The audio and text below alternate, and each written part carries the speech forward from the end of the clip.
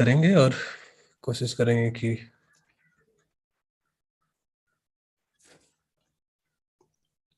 कुछ substantive portions cover किए जाएं।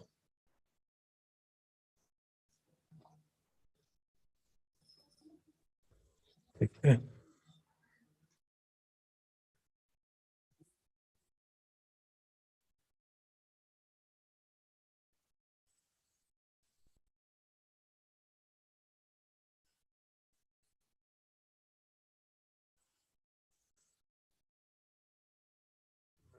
मुझे रास आएगी शायद सदा आएगी। चलिए स्टार्ट करते हैं।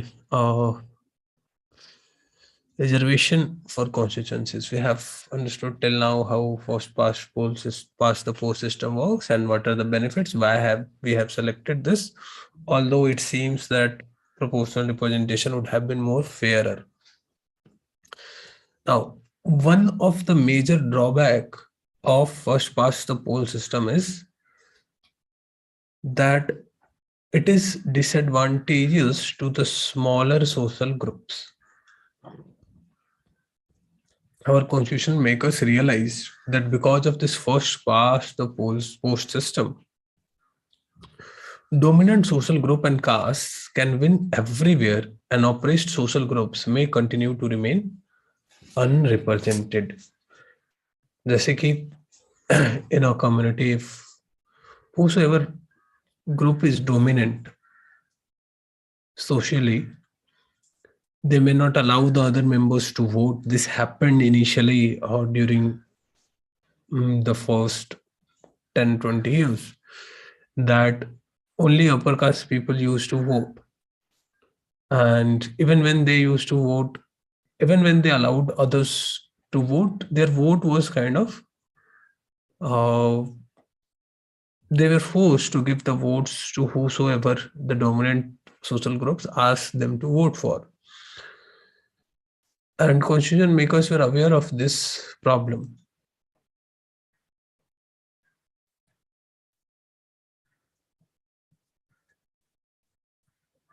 There is a thing, when anyone is elected as Rajya Sabha member, then again re-election happens in its seat. I think you are confusing. ये जरूरी नहीं है कि Rajya Sabha member is already a member of legislative assembly. Any person who is not even a member of legislative assembly can become a Rajya Sabha member. तो re-election की कोई बात नहीं है. हाँ, if some MLA is promoted to become a member of Rajya Sabha, in that case there will be a re-election.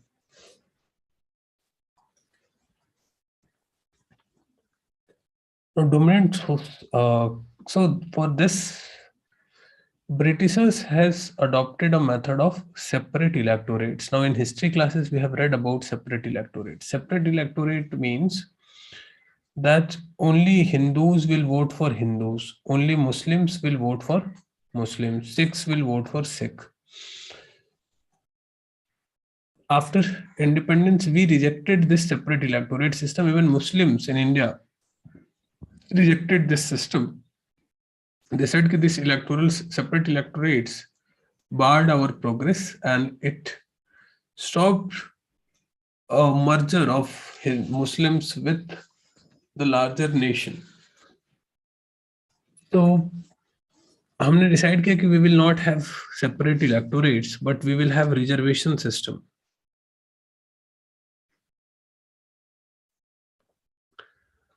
Now,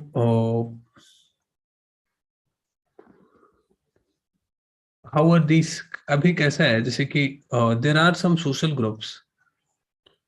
Their overall population size is very significant. If you see across the country, like SCs, overall their population is in quite good numbers, 17, 18, about 20% के आसपास होगा. But they are very widely dispersed throughout the country. So it's very difficult for SCs to win any seat on their own, because बहुत कम ऐसी constituencies हैं where SCs are insufficient enough number to win the seat on their own. ऐसा बहुत कम seat है जहां 50% सिर्फ SCs हों. but overall population is high. That's why constitution made provision for reservation for scheduled castes and scheduled tribes.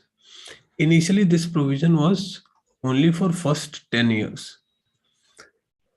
But every year you will see that after every 10 years, constitution is amended and 10 more years is added. So it's not that there will be reservation always. Constitution makers initially कहा कि 10 साल तक we will provide the reservation and then these communities will come to equal level at politically at least. So then we will remove the reservation. But abhi tak the scenario is that these people still need reservation. A parliament can take a decision to further extend it with the period of reservation when the period of reservation expires. So parliament keep extending this period. Presently, 84 seats are reserved for the scheduled caste and 47 are reserved for the scheduled tribe. As on January 26 January 2019, अभी भी यही है. Now, who decides which constituencies will be reserved for SC/STs? इसके लिए we create a delimitation commission. Now, this is something which is in news nowadays with regard to Jammu and Kashmir. So, delimitation commission decides which constituency is to be reserved. This delimitation commission is appointed by the President of India, and it works in collaboration with Election Commission of India. They draw up the boundaries of constituencies all over the country. This is Jammu and Kashmir has become now a union territory, and it needs a redrawing of the boundaries of constituencies. You might have seen that the boundary of your district is not same as the boundary of your constituency. Boundaries of the constituency and districts are different. As in my case, my constituency, the Lok Sabha constituency is Maharajganj. Now, this constituency is divided in two districts. One is in Chhapra and one is in Saran and other is in Siwan. मतलब दोनों में थोड़ा थोड़ा है. Some part of it even goes. तो ये इन दो district से मिला के महाराजगंज एक कॉन्स्टिट्यूएंसी बनता है. You will find similar thing in different constituencies. So how the actual area is decided, that is decided by the delimitation commission. Recently there was a news article and in that they said what are the things that they keep into the consideration, how they draw up the boundaries. Mainly population को ध्यान में रखकर draw करते हैं. Those constituencies that have higher proportion of scheduled tribes are reserved for STs. Scheduled tribes के लिए तो simple है. Wherever there is higher percentage of scheduled tribes, those seats will be reserved for STs. But for SCs, it's a little bit more complicated because SCs are throughout divided, spread across the country in different regions. There is no one. STs के साथ क्या है? You will find higher proportion in Chhattisgarh, in Madhya Pradesh, in those tribal jungle regions, in Northeast. But SCs are divided throughout the country. So for them, two things are done. First, Election Commission picks the constituencies that have a higher proportion of scheduled castes. पहले तो India में मान लो 500 out of 545, they will select 150 or so constituencies where the number of scheduled castes is significantly high. Then it also spread these constituencies in different regions of the state. अब मान लो कि let's suppose in Bihar, out of 40 seats, it has to decide कि how many, like if the election commission decides to reserve 2 or 3 seats for SCs or 4 seats for the SCs, it cannot always reserve the seat in Eastern Bihar or Western Bihar or Southern Bihar. इसको ये भी decide करना है कि these reserve seats are spread throughout the state. एक इधर से हो तो एक इधर से हो, एक इधर से भी, एक इधर से हो, कि हर जगह के इस चीज को रिप्रेजेंटेशन मिले. And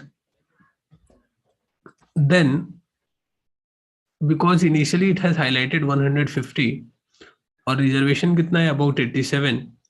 so they will be rotating these seats each time.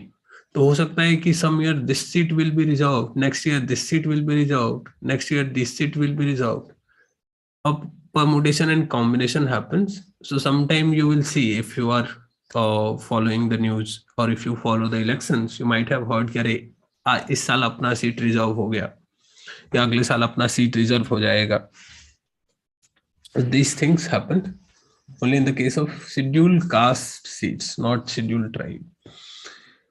But there are no reservations, at least in the state and the central government elections, for other communities. There is a demand to reserve the seats for women, but it has not been accepted as of yet. Now, free and fair elections. To India's credit, till now our elections has been free and fair. कोई बहुत बड़ा विवाद कभी आज तक नहीं हुआ. यहाँ पे एक अच्छा ये चेक योर प्रोग्रेस है, you should see. Muslim population in India is 14.2%, but in Lok Sabha they have just a representation of 6%, which is less than their share in population. Now, in the first case, when I asked you कि BJP got 7% and it get only 2 seats, or Congress get 48% votes and it got 80% of seats, you said कि this seems unfair. क्या ये unfair लग रहा है? Do you think this is unfair? 14% population getting only 6% MPs. Do you think there should be more MPs from Muslim community?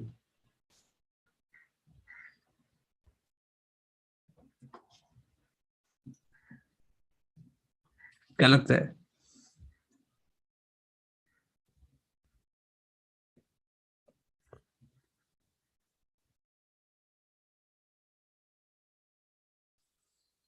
So there are 3 discussions here. Someone is saying कि it is better that we adopt proportional representation system. If we will do that, Muslims will get their due number of seats. Somebody says कि as we have reservation for SC and STs, we can also reserve some seats for Muslims. And Sabha is saying it doesn't make any sense to reserve the seat. Why are you talking about Muslim as a whole? Even if you reserve the seats, Muslim women are not going to get anything out of it.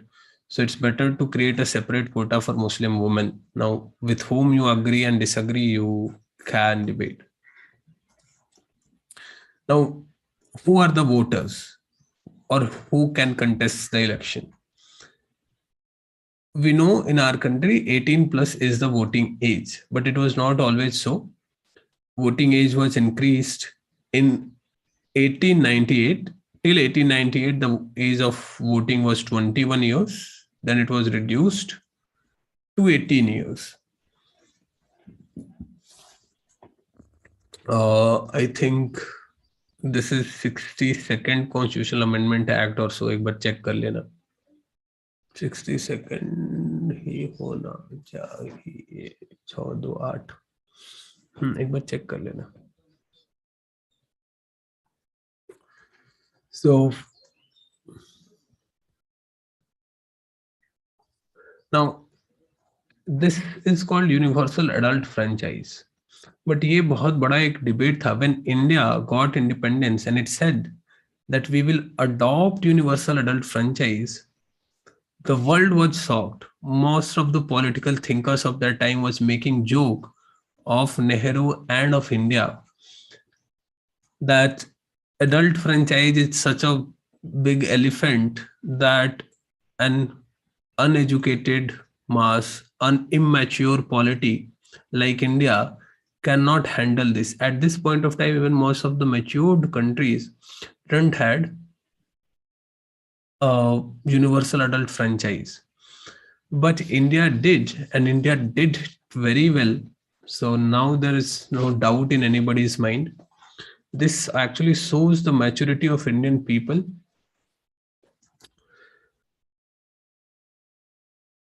Lok Sabha or Assembly election. Candidates who can fight the election in our country, anybody who is more above 25 years of age can fight assembly elections.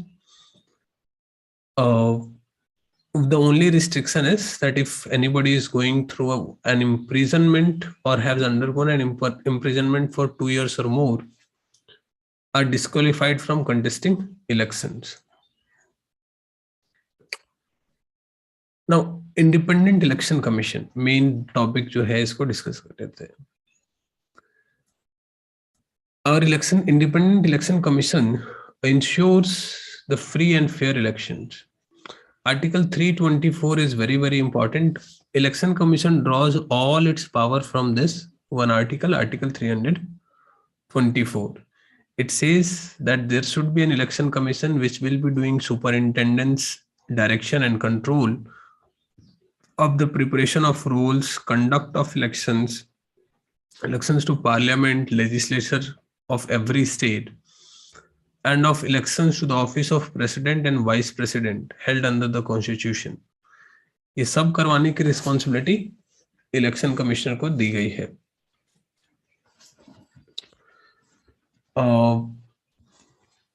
Now election commission, to assist election commission of India, there is a chief electoral officer in every state. सबसे पहले ऊपर होते हैं election commissioners, and then in every state we have chief electoral officers. Till 1898, election commission was a single. Election commission has a single member. एक ही election commissioner होता था. But in 1899, 2 election commissioners were appointed. 1893 से अब हो गया कि there will be a multi-member body. So at present there are 3 election commissioners. One is known as chief election commissioner, and then there are 2 other election commissioners. Now, chief election commissioner presides over the election commission, but does not have more power over the other election commissioners. This is very important point. Although there are 3 election commissioners and one person is called a chief election commissioner, but इसका मतलब ये नहीं है कि he is more powerful than other 2 commissioners. Every decision that they have to take, that will be taken by the majority. So जब तक 3 में से 2 लोग एग्री नहीं होंगे, कोई भी डिसीजन नहीं लिया जाएगा. ऐसा नहीं है कि he can veto the decision of other 2 members. He is appointed by the President of India on the advice of the Council of Ministers. Chief Election Commissioner को appoint करेंगे President, and that appointment should be done as the Council of Ministers will advise. This is one of the major point of debate these days, because Council of Ministers is free to advise the president anybody's name. कोई वहां पर restriction नहीं है, and there is a possibility that Council of Ministers can appoint a person who favor them in the election. किसी अपने आदमी को ये चीफ इलेक्शन कमिश्नर बनवा सकते हैं, और ऐसा हो भी रहा है, बहुत टाइम हुआ है. So many people suggest an alternate method कि instead of president appointing chief election commissioner on the advice of Council of Ministers, there should be a consultation. A committee should be formed. That committee should have leader of opposition, Chief Justice of India, and members of the ruling party as well. And all of them should decide कि who will become Chief Election Commissioner or Election Commissioners. So वो system ज़्यादा fair होगा. Now this is about appointment, and we saw that there is a major loophole in the appointment itself, appointment of election commissioner. The next is about the security of the tenure.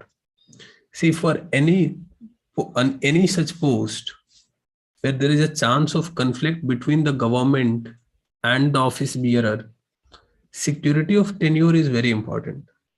Otherwise, the government can suspend this person, remove this person, or punish this person if he tries to stop the government from doing anything wrong.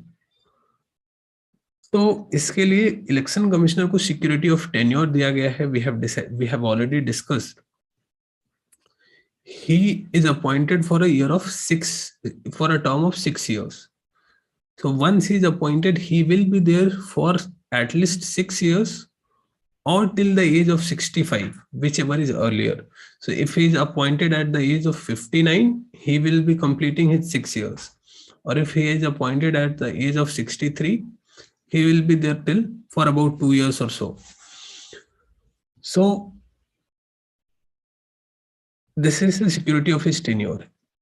In between, if the government thinks that this person is not acting as he should be, and if the government wants to remove him before the expiry of the term, they should be doing it with a special majority. We have already discussed 2/3 of the majority of those present and voting, and a simple majority of the total membership of the house.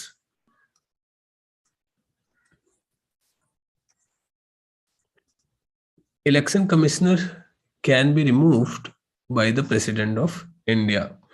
अब ऐसा कोई statement आता है, this is very important. NCERT will just give you this one single line that election commissioners can be removed by the President of India. अब ये ठीक है कि गलत है, बहुत सारा कंफ्यूजन हो सकता है. The statement is correct. It's not asking about chief election commissioner. When it says election commissioners, it means the other two commissioners which are there. Now, other two commissioners can be removed easily just on the recommendation of chief election commissioner. अगर chief election commissioner president को बोलता है कि remove these two guys, president can remove them.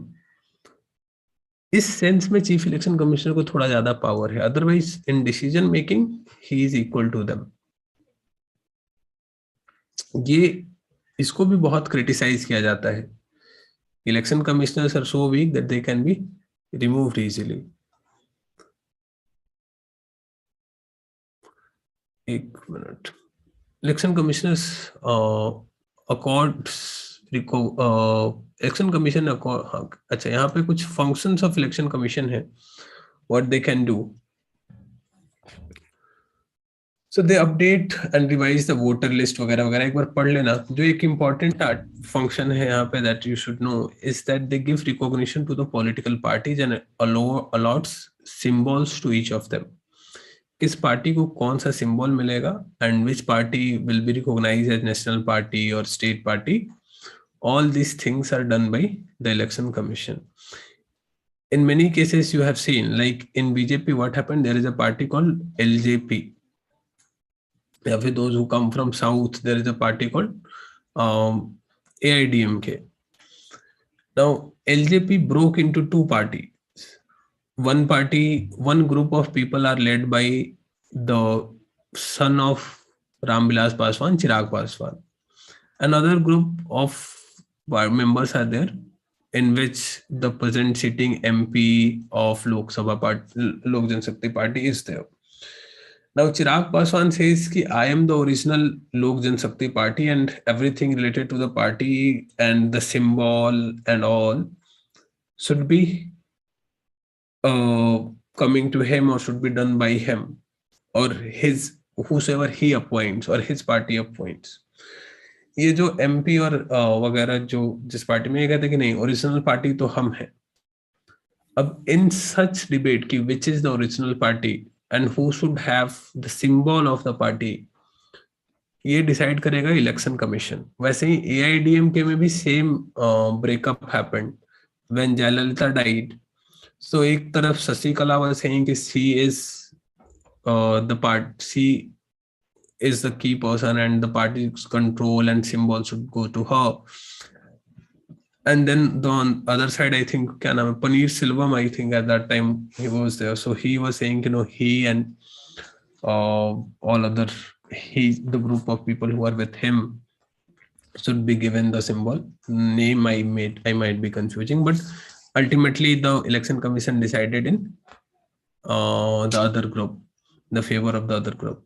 Similarly, in Samajwadi Party also there was a similar ruckus.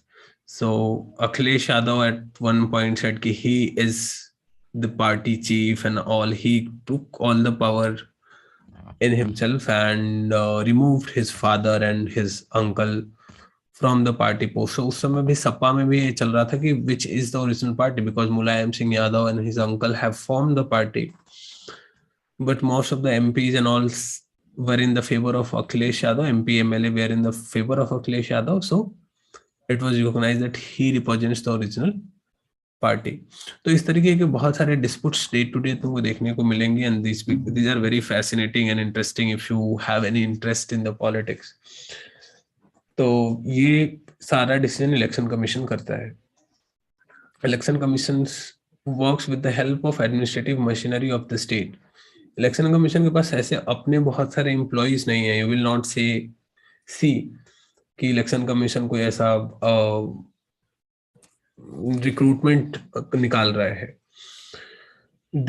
Whenever election comes, they hire or they took the help of the people who are already working in the states, from different school teachers से लेके और SPDM तक.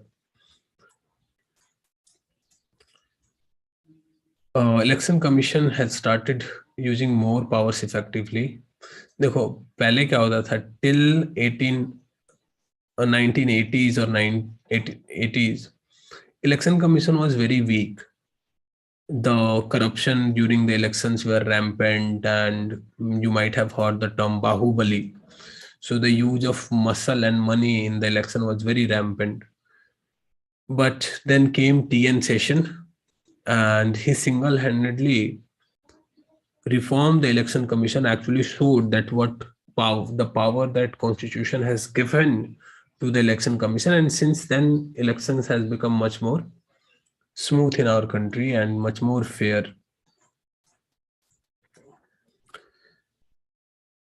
Sometimes we also see that election commission has the power to postpone the elections. If election commission finds that there is a use of money or violence and it's difficult to hold free and fair elections, they can postpone the dates of election, even cancel the elections which has already happened. Electoral reforms.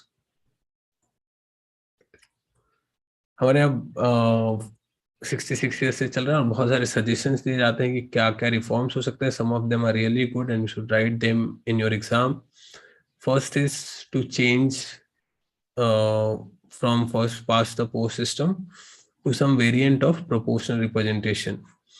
इससे क्या होगा कि जो छोटी parties हैं और छोटे छोटे communities हैं, they will also get representation. Then women's को right देना, money and muscle power को control करना. For that, our government brought electoral bonds, but that has backfired badly.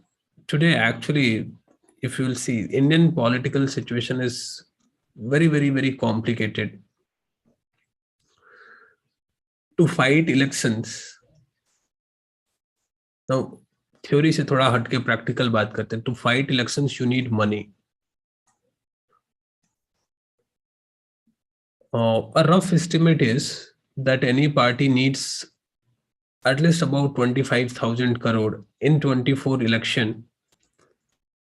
जिस पार्टी को भी जीतना है उसको कम से कम 25,000 करोड़, सॉरी 2500 करोड़, 2500 करोड़, हाँ 2500 करोड़ के आसपास का फंडिंग होना चाहिए, पैसा होना चाहिए to fight elections. Otherwise, the party cannot fight elections. At present time, Congress has about 500 crores ka donation with it. BJP has more than this. It's very difficult for Congress to even fight elections. Now who will, if Congress today decides कि उसको election fight करना है, they need money, so what, from where they will get the money? Common person like me and you cannot give any party this 2000 crore rupees. So to get 2000, this 2000 crore rupees will come from businessmen. Now if a businessman will give the money to the party, that businessman will demand something in return. BJP को, तो इसको कहते हैं कि electoral funding. Electoral funding is a major challenge in India.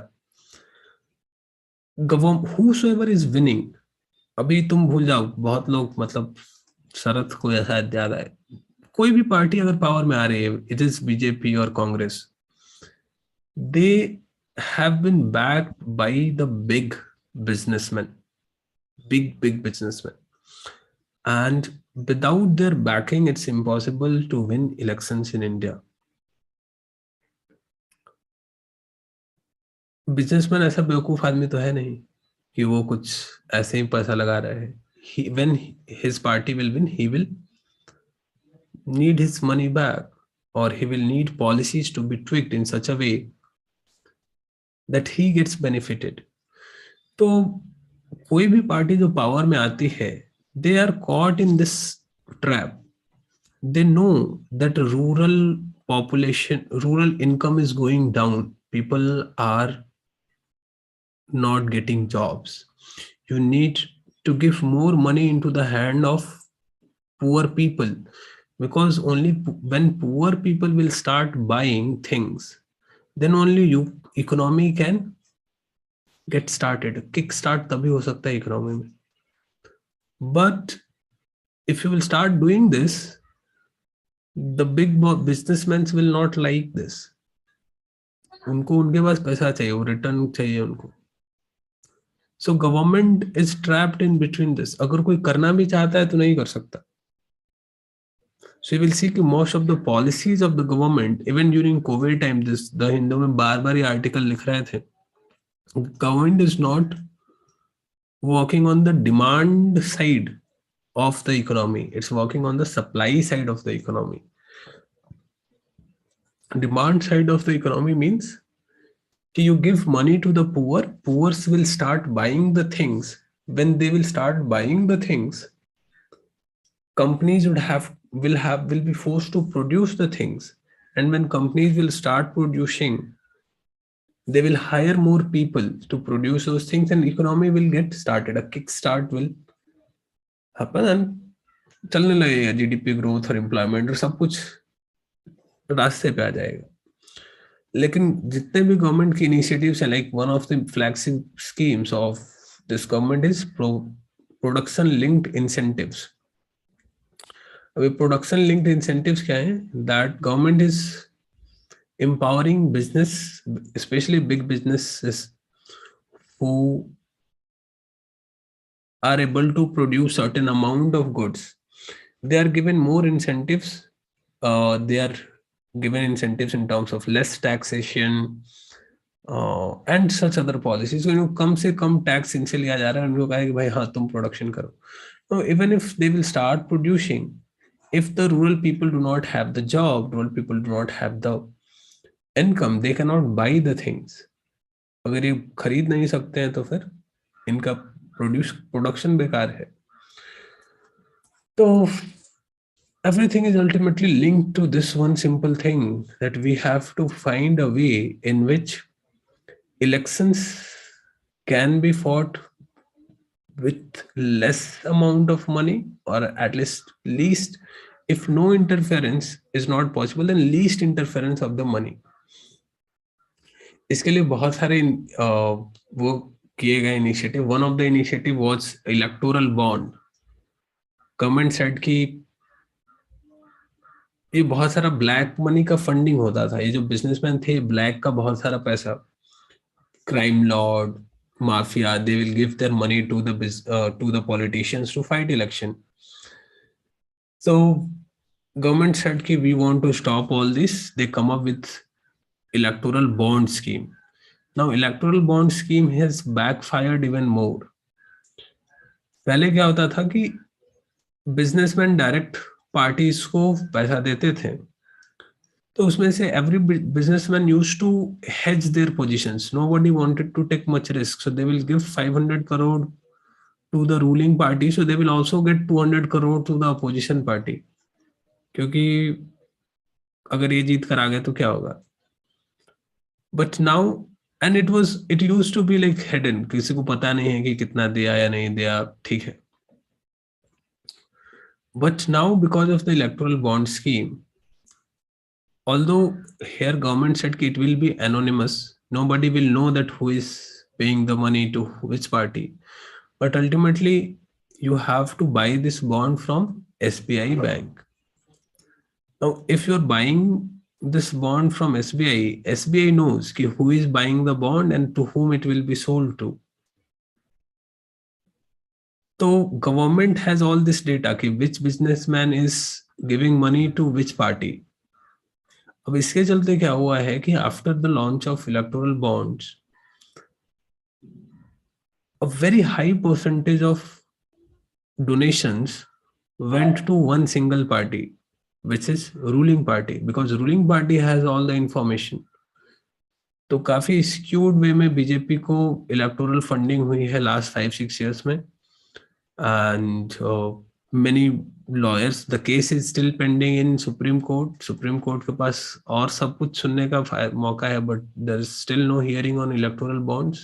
Let's suppose a hearing happens soon, and तब देखते हैं क्या होता है. और भी इसमें बहुत सारी complications हैं in electoral bonds. We have discussed this in newspaper batches.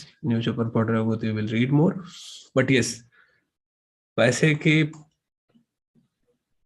Role को कम करना चाहिए.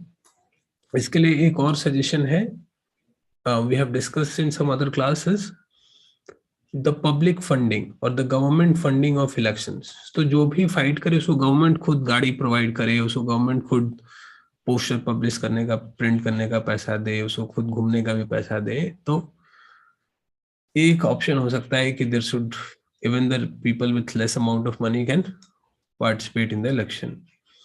Candidates with any criminal case should be barred from contesting elections. ये एक सजेशन है, but it is not that accurate because criminal cases can be filed against anyone. Ban on the use of caste and religious appeals. इस पे बहुत सारी ban लगाने की कोशिश की गई है, but still the politicians find some or other way to make use of religion or caste in the election.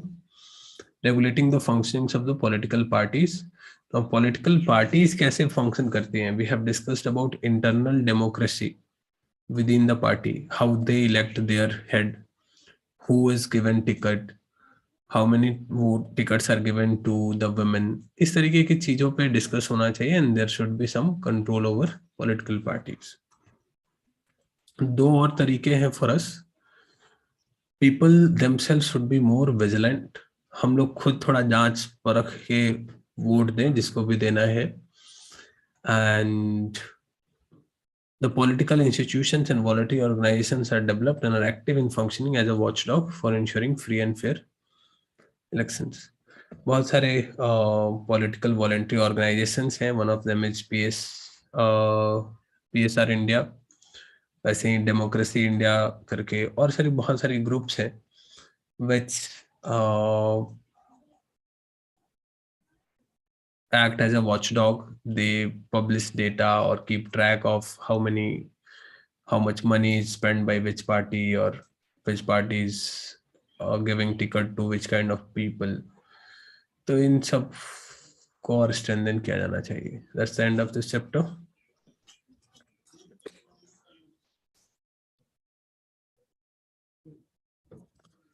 ठीक है, any questions?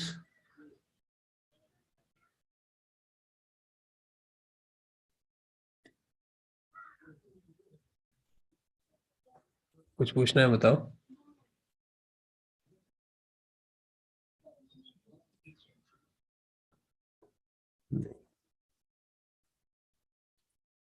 ठीक.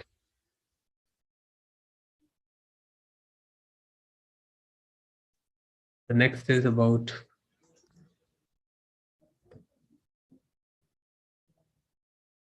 the next topic is about the executive. Again, very, very important topic.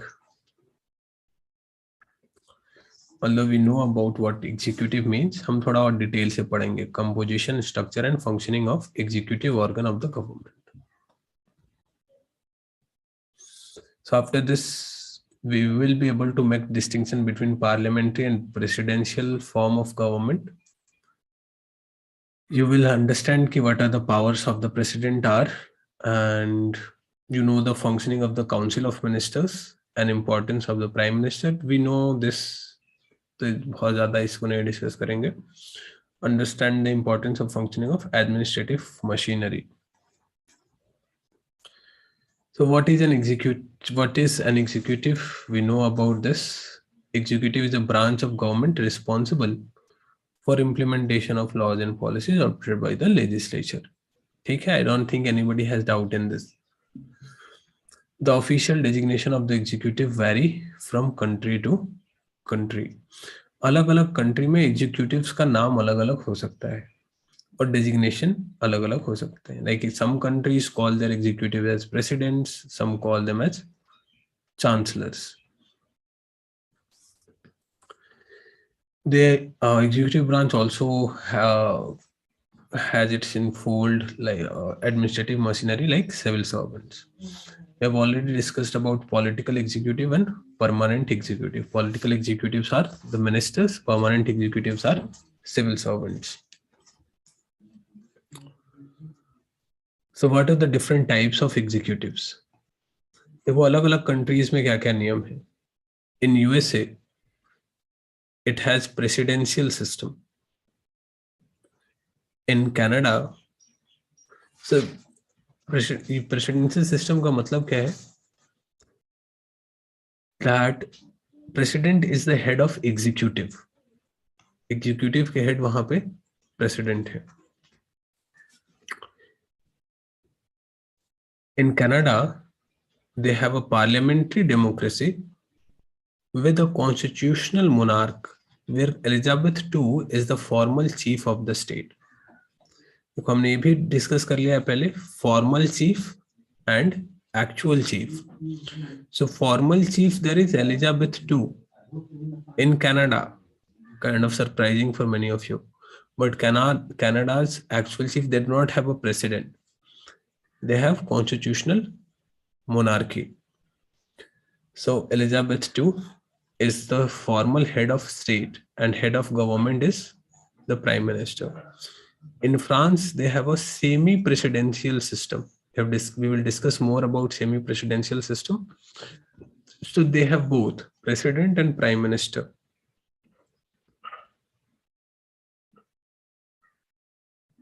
So here president appoints the prime minister but cannot dismiss them as they are responsible to the parliament. In Japan, you have the emperor as the head of the parliament. The parliamentary system is headed by the emperor, is the head of the state, and prime minister is the head of government. Italy mein president is the formal head of the state and prime minister is the head of government. So Italy is like us. In Russia, you have a semi-presidential system where president is the head of the state and prime minister is appointed by the president and is the head of the government.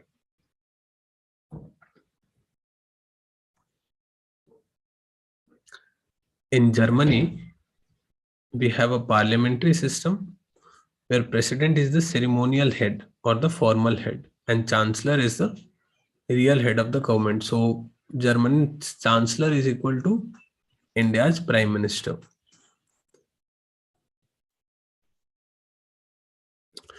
क्या हम देखते हैं कि in presidential system president is the head of the state as well as head of the government.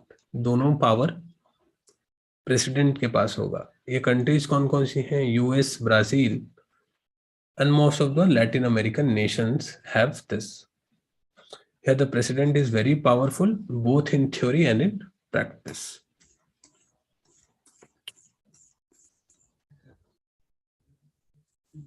एक comparison देख लेते हैं दोनों में, types of executive. Here the system is based upon the principle of collective responsibility. Collective responsibility का मतलब क्या है? This term will come again and again. It means, as we have seen, कि पहले क्या होता है, इलेक्शन होता है and MPs are elected and then MPs elect the or select the prime minister. तो ऐसा है कि अगर किसी एक एमपी, ये प्राइम मिनिस्टर जो है एक कलेक्टिव लीडर है सबका, और ये लोग मिलके अपना लीडर इलेक्ट कर रहे हैं. यहाँ पे क्या है, इंडिविजुअल लीडरशिप है. Means one person is elected for everyone. One person will be voted by the people and he will be the leader. Like in case of America, Trump or Biden, they are directly elected by the people. तो जहां पे collective leadership है वहां पे parliamentary system, जहां पे individual leadership है वहां पे प्रेसिडेंशियल सिस्टम बनेगा. In parliamentary system, head of the government is known as prime minister और chancellor. Head of the government is usually known as prime minister. He is the leader of the majority party in the legislature. तो जो prime minister होगा ना, वो legislature का भी leader होगा. Legislature में he will be leading. In presidential form, president is the head of the state and he is also head of the government.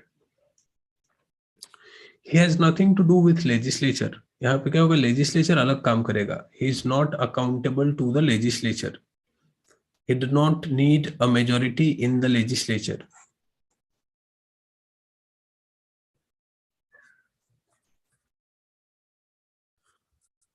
Now, he is accountable to the legislature. मतलब अगर लोकसभा में he does not has a majority, if Lok Sabha passes a resolution and where it says कि they have lost their faith in prime minister, the prime minister has to resign. But in USA, they cannot do that. The legislature cannot remove the president. In parliamentary system, head of the state can be a monarch or a president. Parliamentary system में दो चीजें हो सकती है, जैसे कि India है और यूके है. Both are parliamentary systems, both have prime ministers. But India में we have a republic. So we are parliamentary republic. So we will have president as the head of the state. In UK, they have a constitutional monarchy. So the head of the state will be the monarch, king or queen. ठीक है, ये अंतर समझ में आया. यहाँ पे head of the state bus nominal होगा, इसके पास कोई पावर नहीं है. ना प्रेसिडेंट के पास कोई पावर है, ना किंग के पास कोई, क्वीन के पास कोई पावर है. बट यहाँ पे president has the real power. There is a system of semi-presidential executive in Sri Lanka. Now it's kind of very complicated. बहुत दिमाग नहीं लगाना है. बस इतना you should understand that here some both president and prime minister are directly elected by the people. So लोग vote करते हैं और president को elect करते हैं. So president is both the head of the state and the head of the government. इस system में president दोनों का हेड है, but prime minister also has a lot of power. And at some point both, it may happen that president and the prime minister are from both from the same party. It can also happen that president is from some other party and prime minister is from some other party.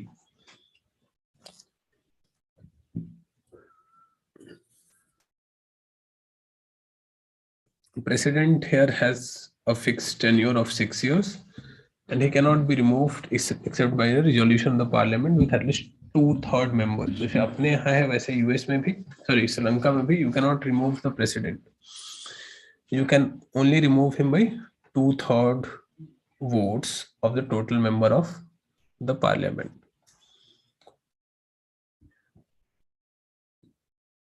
So in parliamentary system हम देखेंगे कि जो भी president या monarch होगा, he will always be a ceremonial head. उसके पास कोई real power नहीं होगा. But in semi-presidential system, both will have some power. So prime minister and president both will have some significant day-to-day powers. जो France, रसिया और श्रीलंका में ये देखने को मिलता है. Now parliamentary executive in India. Why we do not have a presidential system in India? जय श्री रासिंग, जब यूएस में प्रेसिडेंट सब कुछ कर सकता है तो हमारे पास हम क्यों नहीं प्रेसिडेंट को ही सारा पावर दे देते हैं? So देखो, सबसे first reason is that we had some experience of running a parliamentary system. In India, even before we got our independence, as I've already told you, we were having some elections. And in those elections, we were working on the model of parliamentary system. So our freedom fighters, our makers of constitution already had some experience of parliamentary system. So they thought it is better for us. दूसरा क्या है कि if they would have been gone for a parliamentary presidential system, there was a danger of a personality cult. जैसे अभी क्या है, Trump, you do not know कि बहुत लोगों को ये भी नहीं पता हो कि which party has won in USA. Everything is around Trump, one single person. Russia में भी वही चल रहा है, everything is about Putin. तो इनिशियली जब India got independence, our freedom fighters thought कि if we will provide a presidential system, it will lead to the creation of a personality cult. उस समय में तो लोग ऑलरेडी बहुत फेमस थे, तो मान लो कि सारा पावर नेहरू के पास ही चला जाता है या सारा पावर किसी ऐसे लीडर के हाथ में चला जाता है, and that person is not good enough to rule, तो बहुत प्रॉब्लम हो सकती थी. So they wanted some safeguards. They wanted a strong executive, but they wanted some safeguard against this personality cult. So they adopted this parliamentary form where there is a mechanism to ensure that executive will be answerable to and controlled by the legislature or the people's representative. तो हमने ऐसा सोचा कि we will not create an executive which is super powerful. We will create an executive which will always be working under the legislature. These legislatures are elected by the people. तो USA में क्या होता है कि executive सबसे ज्यादा powerful है. President can do whatever he want to do, but in our country executive is not that powerful. Executive has to work under MPs.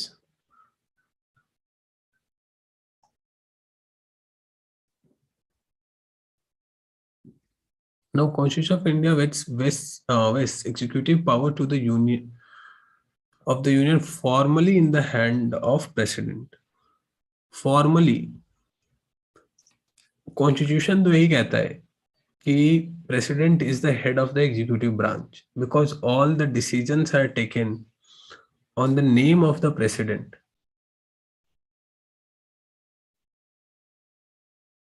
He is elected for the period of 5 years, but there is no direct election for the post of president. हम लोग खुद vote करके तो president को नहीं बनाते हैं. President is elected indirectly.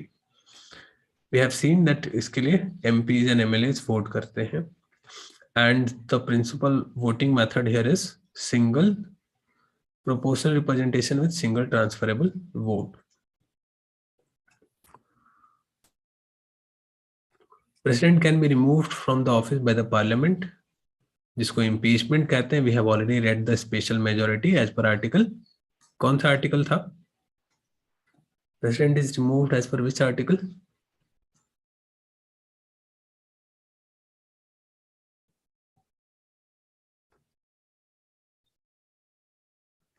Yes.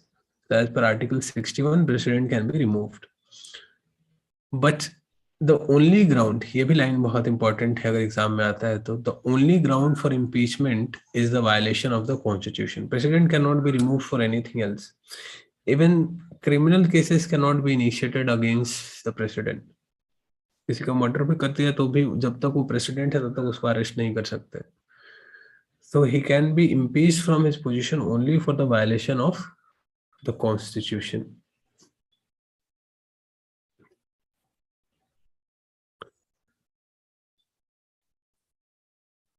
Now, Article 74 of the Constitution says that there shall be Council of Ministers at the head to aid and advise the President, who shall, in the exercise of his function, act in accordance with such advice.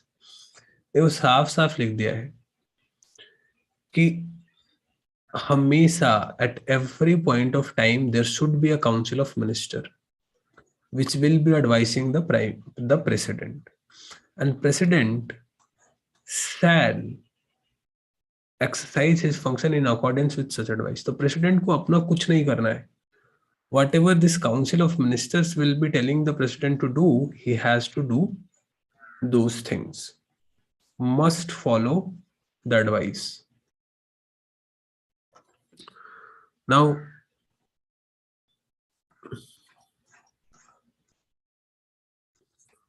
president in the formal sense, मतलब अगर written form में देखो तो president has a lot of power.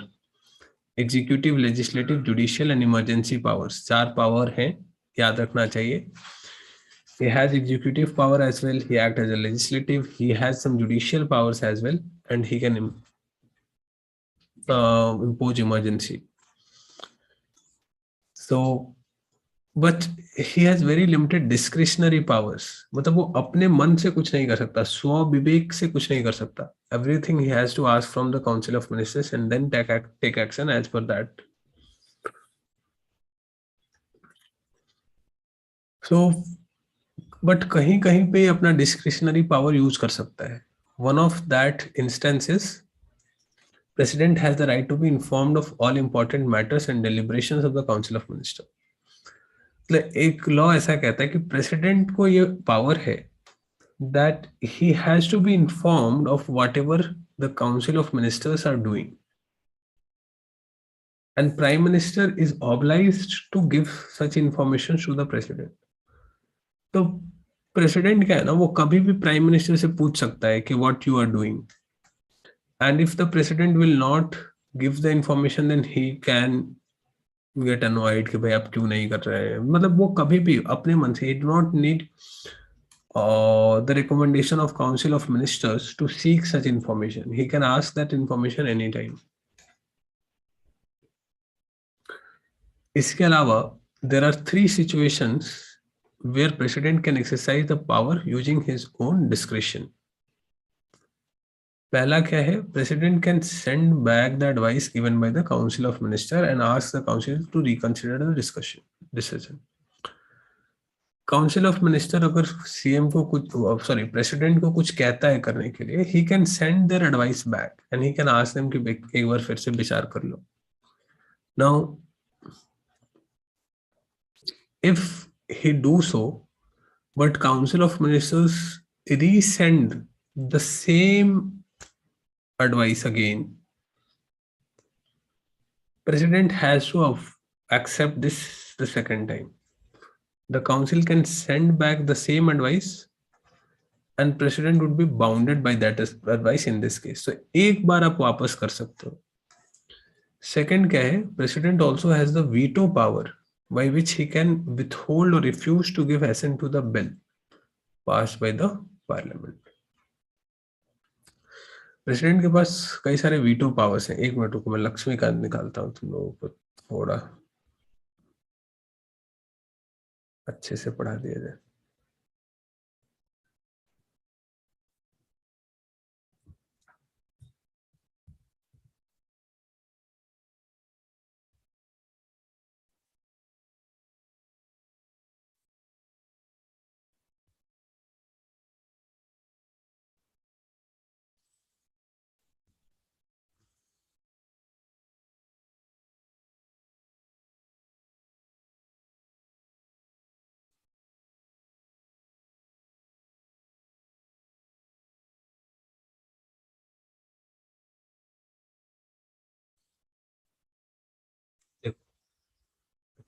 veto power.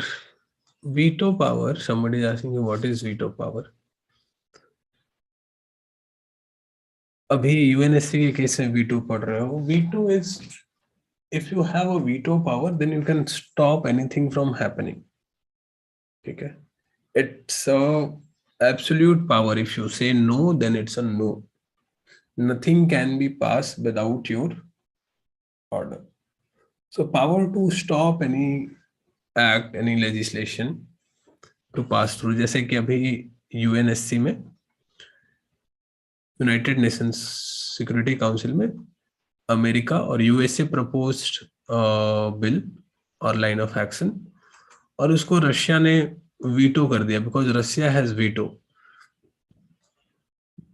There are 5 members in United Nation security council और ये पांचों के पास veto power है. मतलब until unless they all of them, all of the 5 people will agree, nothing can be done. तो president के पास भी ऐसे ही वीटो पावर होता है. A bill is passed by the parliament can become an act only if it receives the assent of the president. Parliament कोई bill pass कर देती है, उस पे जब तक प्रेसिडेंट साइन नहीं करेगा, that will not become a bill. Now, whenever a bill is given to the president, he has 3 alternatives. He can give his assent to the bill, he can withhold his assent to the bill, and he can return the bill. या तो वो बोले कि ठीक है, all good, let's pass it, or he will say कि no, I will think about it, or he can return the bill, that you reconsider this bill. हमने ये देखा कि जब भी वो रिकंसिडरेशन के लिए भेजेगा, and if it is passed again by the parliament, then इस केस में फिर कोई ऑप्शन नहीं बचता है, president has to give his assent.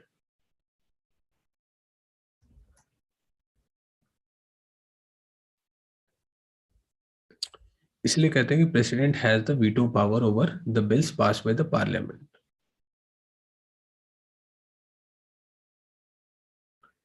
क्यों दिया जाता है प्रेसिडेंट को ये power? The objective is two fold. First, it prevents hasty and ill considered legislation by the parliament. Parliament कुछ अगर बहुत जल्दीबाजी में करना चाहता है, that can be stopped, and it prevent a legislation which may be unconstitutional.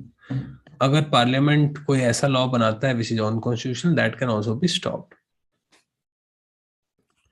Now, veto power exercised by the executive branch in modern states are of 4 types.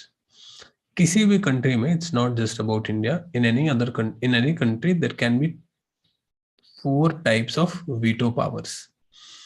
First one is absolute veto, the second one is qualified veto, the third one is suspensive veto, और fourth one is pocket veto.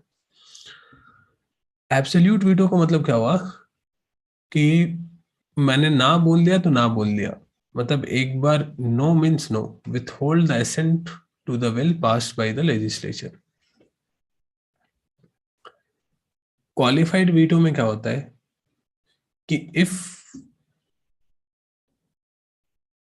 even if president has said no to something, legislature can override such a veto with a higher majority. मतलब सोचो कि पहले parliament ने एक bill pass किया, उस time पे 300 members were in support of that bill, और उसको इन्होंने भेज दिया प्रेसिडेंट के पास, बट प्रेसिडेंट ने इसको रिजेक्ट कर दिया.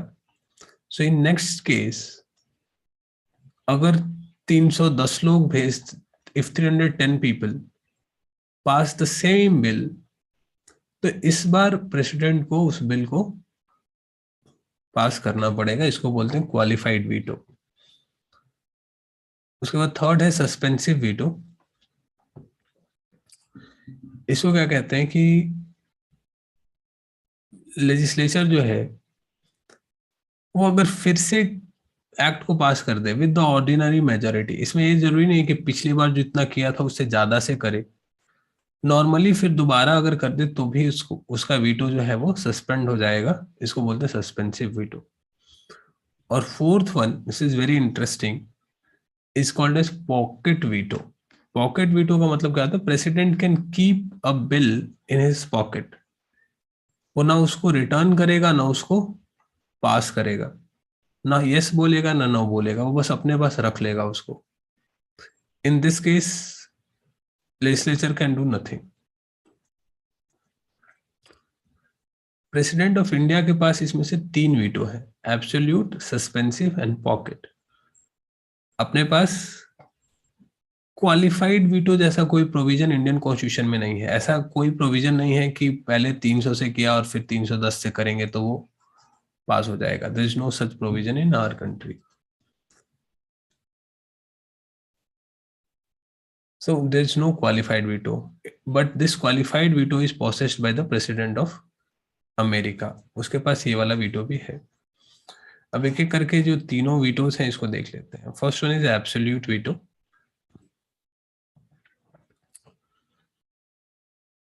इसका हमने जैसे देखा कि if president says no to this bill then it's no, nothing more can be done. तो ये जनरली होता है प्राइवेट मेम्बर्स बिल के केस में। Private members bill, you know, a bill which is not present by the minister. मतलब minister के अलावा अगर कोई और भी एमपी कोई लॉ बनाता है, लेट सपोज कि आज शशि थरूर को मन करता है कि I will make a law, so he can propose a law in the parliament, but if the president will say no to this, then that bill ends then and there, even if it is passed by the parliament.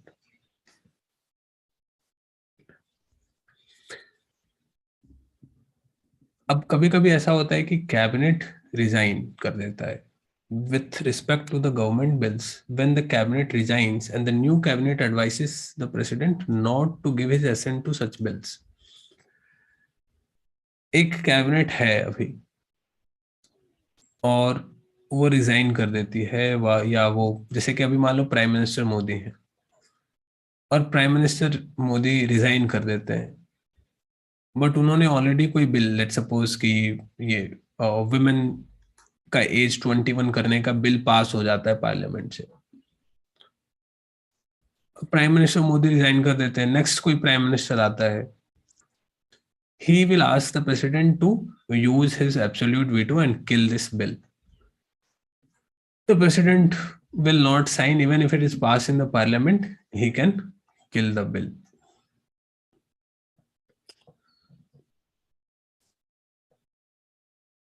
Suspensive veto जैसे हमने देख लिया कि दोबारा से अगर पास कर देंगे तो it will be passed.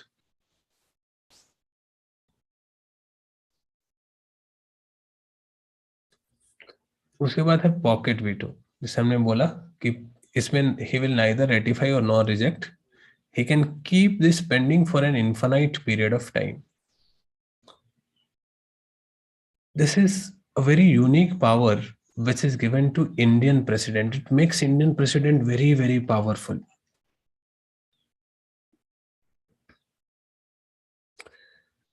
Constitution does not prescribe any time limit for such a for him to make any decision. Parliament कोई भी लॉ बनाती है, प्रेसिडेंट के ऊपर कोई ऐसा टाइम पीरियड नहीं है that he has to pass that bill in certain days. In this regard our president has is even more powerful than the USA president. US के प्रेसिडेंट को भी अगर कोई बिल वहां का लेजिस्लेचर अगर पास कर देता है तो he has to return the bill for the reconsideration within 10 days. So he actually does not have the pocket veto, but our prime minister has, our president has pocket veto. Actually इसका use भी किया एक बार ज्ञानी gel Singh ने, when he was the president, he was kind of annoyed with the Rajiv Gandhi government.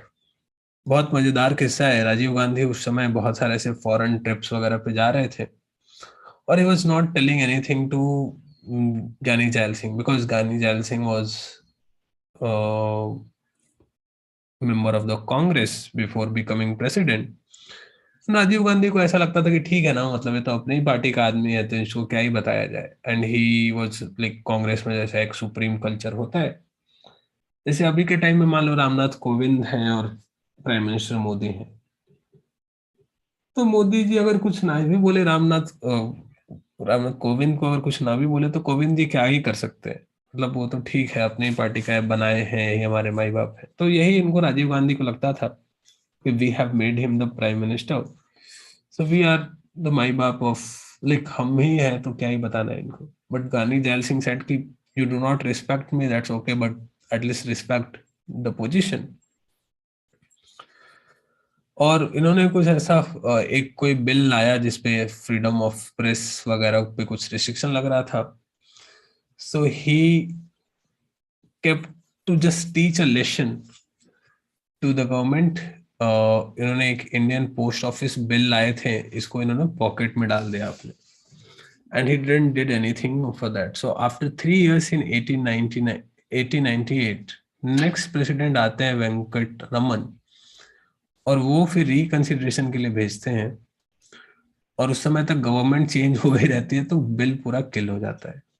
तो इसी की president, जिसको नॉर्मली हम लोग समझते हैं कि ही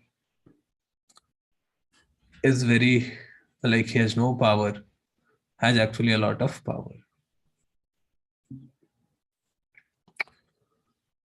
ऑल्दो, हाँ तो ये हो गया समझने वाली बात यहाँ पे। आगे बढ़ते हैं।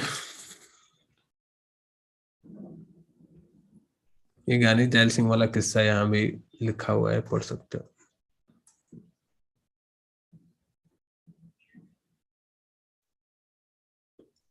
अब तीसरा जो डिस्क्रिशन है प्रेसिडेंट के पास, ये थोड़ा इसको बोलते हैं सिचुएशनल डिस्क्रिशन और सर्कमस्टेंशियल डिस्क्रिशन।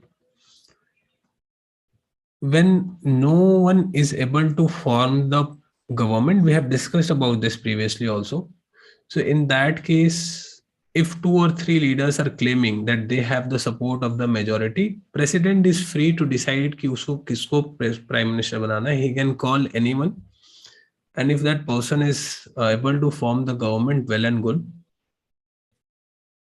तो कोलिजन गवर्नमेंट के टाइम में प्रेसिडेंट के पास बहुत ज्यादा पावर आ जाता है, and that's why it's very important to have the right person as the president. यहाँ पे एक छोटा सा किस्सा दिया हुआ है, if you want you can read.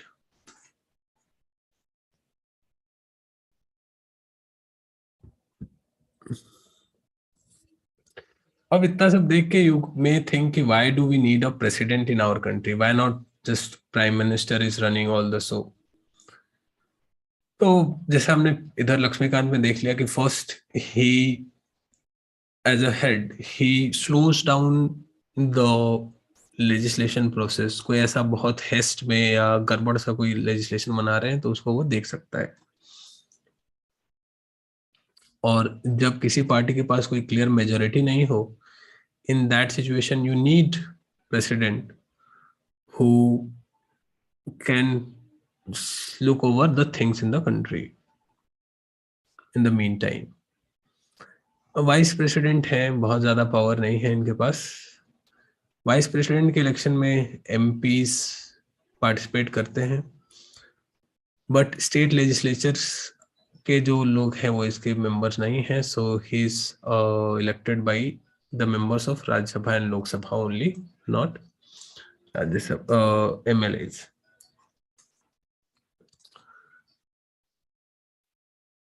We have discussed powers of the prime minister at length, cabinet minister और नंबर वंबर क्या होता है ये सब हमने डिस्कस कर लिया है पहले ही।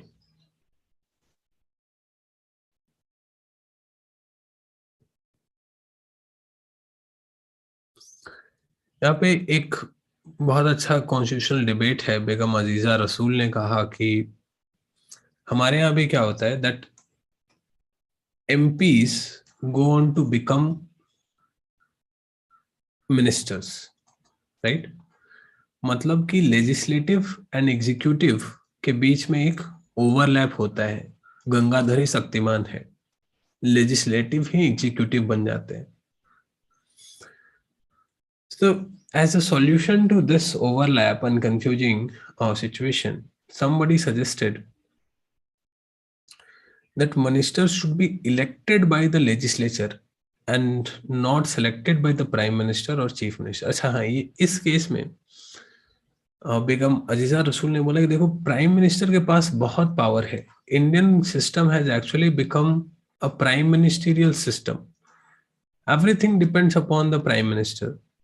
हमने प्राइम मिनिस्टर सिस्टम चुना क्यों था? The first idea for adopting prime ministerial system instead of presidential system was to not have a personality cult.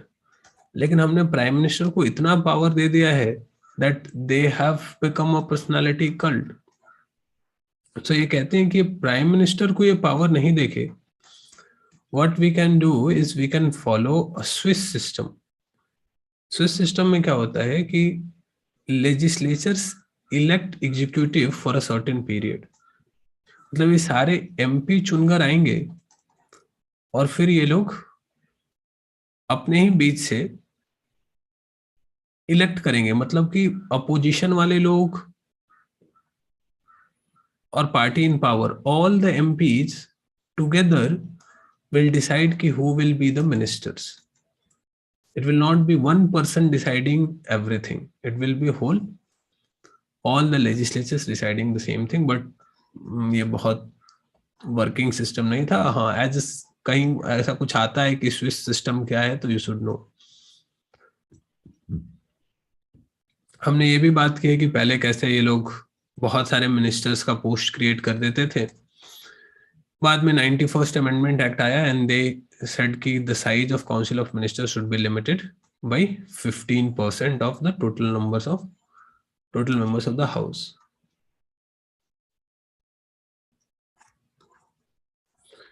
यहाँ पे एक कलेक्टिव रिस्पॉन्सिबिलिटी का टर्म आ रहा है. कलेक्टिवली रिस्पॉन्सिबल का मतलब क्या होता है? Collective responsibility is based on the principle of solidarity of the cabinet. देखो पार्लियामेंट्री सिस्टम का एक सबसे बड़ा फीचर है, UPSC has asked this question that what is which one of the following is a necessary feature of the parliamentary form of government. Parliamentary form of government का एक necessary feature है collective responsibility. इसका मतलब यह है that all the ministers are collectively responsible. तो अगर कोई एक मिनिस्टर कोई गलती करता है and if there is a no confidence motion, no confidence against even a single minister, then the whole council of ministers will और शुड रिजाइन. इसको बोलते कलेक्टिव रिस्पॉन्सिबिलिटी. आप लोग सब मिल के सरकार चला रहे हो, यहाँ कोई अलग अलग एक आदमी नहीं सरकार चला रहा है.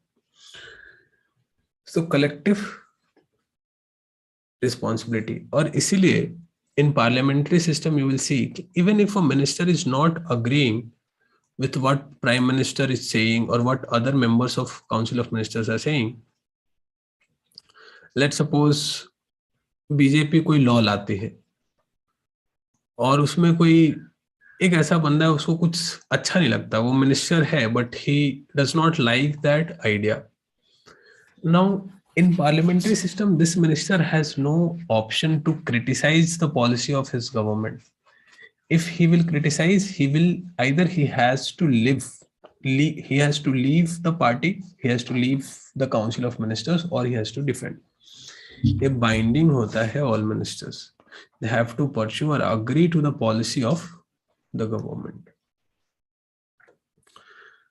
अगर प्राइम मिनिस्टर का डेथ हो जाता है तो council of minister automatically dissolve हो जाता है. डेथ और resignation of prime minister automatically brings the dissolution of council of ministers. लेकिन कोई मिनिस्टर मरता है तो नहीं होगा. अब हाँ, यहाँ पे ये भी बात है कि आज क्या होगा अगर मान लो प्राइम मिनिस्टर मोदी डिजाइन कर देते हैं या उनका डेथ हो जाता है. Let's first consider if any prime minister is dead, so what will happen? There will be re-election और नॉट? री-इलेक्शन होगा या नहीं होगा? अरे मेरा वीडियो बंद है. वीडियो बंद कब हो गया था?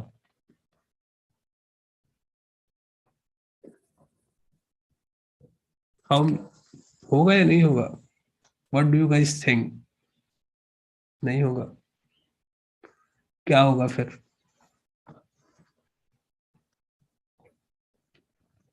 री इलेक्शन नहीं हुआ तो क्या होगा?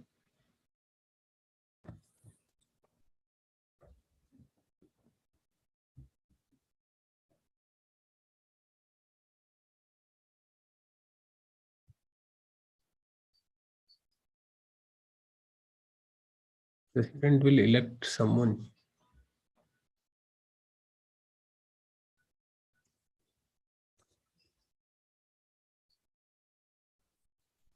Someone like, who will be that someone? He will elect me or you or who?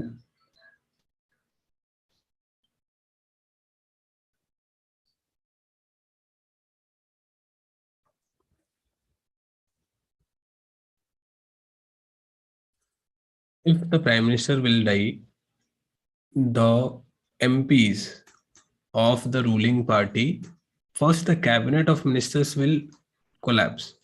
Means nobody will be any minister now. कोई भी अब मिनिस्टर नहीं रहेगा, ठीक है? जो जिसको जिसको जो पोर्टफोलियो मिला हुआ है सब खत्म. So there will be no defence minister, no finance minister, all the portfolios will go away. Nobody will be a minister. Then all the MPs of the ruling party, majority party, will declare a new leader, and then that leader will be appointed as the prime minister by the president. ठीक है? इसलिए इसको linchpin of the government बोला जाता है कि वो है तो गवर्नमेंट है, वो नहीं है तो गवर्नमेंट नहीं है.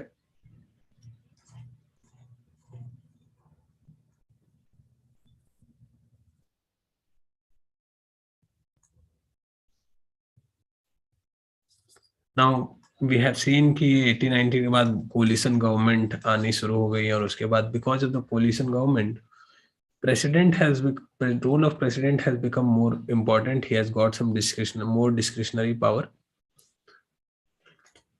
More consultation is happening between the political parties. They have to take decision by discussion. So president prime minister का authoritative role कम हुआ था, which has again increased during 2014 and more so in 19 election. Prime ministers के powers पे कुछ कमी आई थी.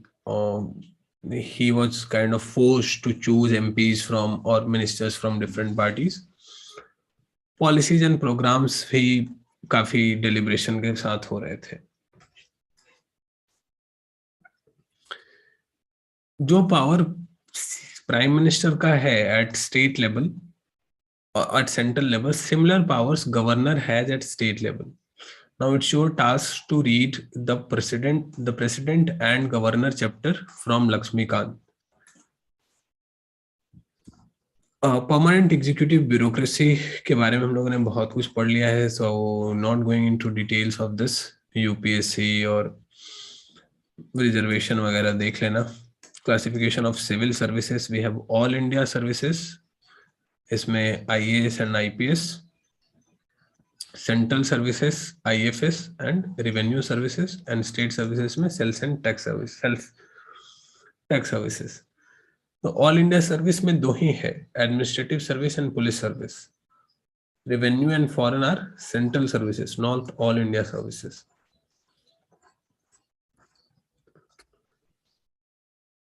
एक बार पढ़ लेना इसको.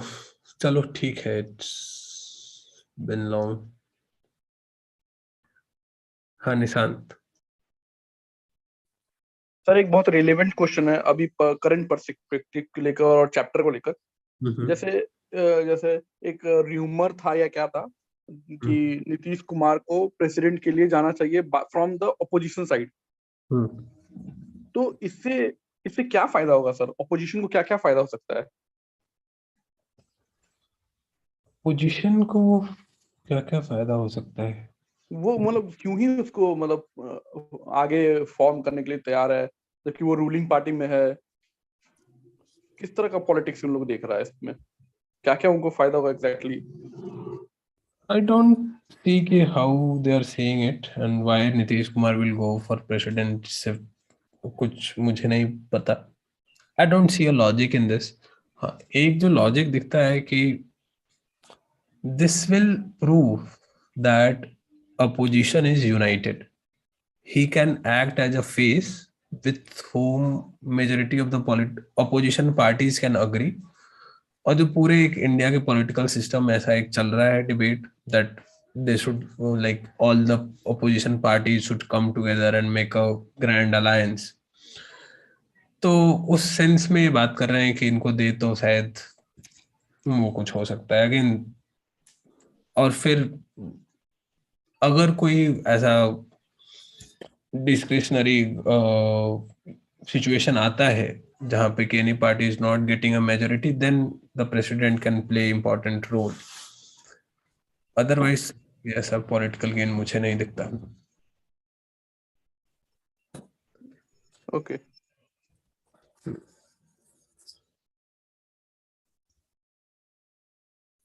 Fifth chapter is about legislative. बहुत सारी चीजें पढ़ ली हैं हमने like a lot of content. If you will go through the Laxmikanth book तो हमने इलेक्शन सिस्टम लास्ट का एक चैप्टर पढ़ लिया. इलेक्शन प्रेसिडेंट पढ़ लिया. गवर्नर तुमको पढ़ना है.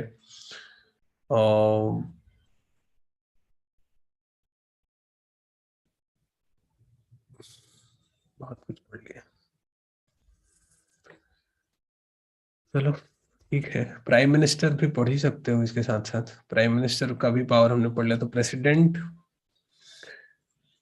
तीनों ही पढ़ लो अभी जाके. प्रेसिडेंट पढ़ लो, प्राइम मिनिस्टर पढ़ लो, सीएम पढ़ लो और गवर्नर पढ़ लो. 4 chapters and election commission the last chapter in polity book. Can read at least 5 chapters in polity. Next week we will try to cover up polity. खत्म कर देंगे नेक्स्ट वीक में. Political theory थोड़ा बहुत मैं बताऊंगा but you watch the recordings because we are already running very late. 2 महीने से सिर्फ पॉलिटी पॉलिटी चल रहा है. सो नेक्स्ट वीक में हम नया सब्जेक्ट स्टार्ट कर लेंगे. I think what will be the next subject? Geography right? I think right. History हो गया. इकोनॉमिक्स हुआ था इससे पहले. हिस्ट्री हुआ है और polity. So next subject will be geography. So political theory में पढ़ाऊंगा नहीं इस बार डिटेल से. पॉलिटिकल थ्योरी की रिकॉर्डेड क्लासेस हैं. बहुत अच्छी क्लासेस हैं. It's up to your discretion. You want to watch them you watch them. बहुत इनलाइटनिंग है तो जाके देख लेना. Otherwise we will start geography. ठीक है.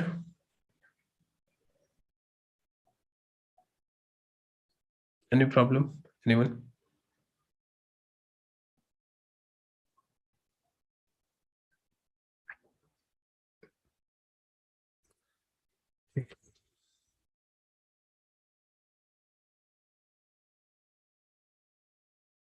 No, it's not the last class of 8th batch. Next next week में last class होगा 8th batch के लिए.